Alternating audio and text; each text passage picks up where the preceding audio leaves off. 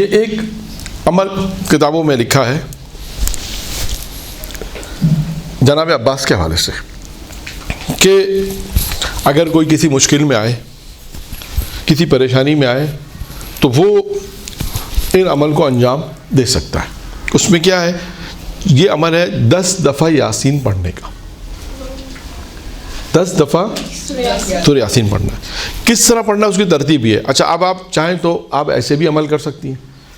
مثال کے طور پہ آپ نے کہا میں عمل کرنا چاہتا ہوں، میرا کام مشکل ہے، میں عمل شروع کر رہی ہوں، اور 4 شب جمعہ یہ عمل آپ نے انجام دے دیا۔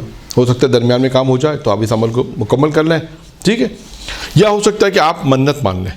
اب یہ عمل جو ہے مجرب عمل ہے، چاہے اسے منت ماننے کی صورت میں آپ کریں، چاہے ویسے بھی کر سکتی ہیں کہ بھائی میری پریشانی ہے، میں عمل شروع کر رہی ہوں، مولا عباس کے توسل سے یہ عمل انجام دے رہی ہوں۔ 4 شب جمعہ، 4 شب جمعہ ہے۔ 10 یاسین کس طرح پڑھنی ہے؟ ایک شب جمعہ 3 دفعہ،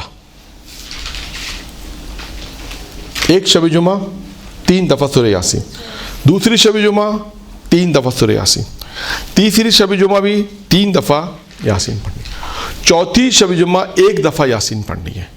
تو کتنی دفعہ یاسین ہو گئی؟ 10 دفعہ، 3 3 6 3 9 اور 1 10 مرتبہ۔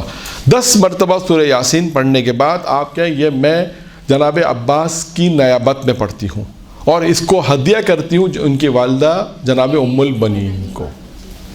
آپ دیکھیں انشاءاللہ تعالیٰ آپ کا یہ عمل جو ہے آپ کے مشکلات کو حل کر دے گا۔ یہ مجرب عمل ہے، کتابوں میں لکھا ہے کہ جناب عباس کے حوالے سے کہ انشاءاللہ اس عمل کو آپ انجام دیں۔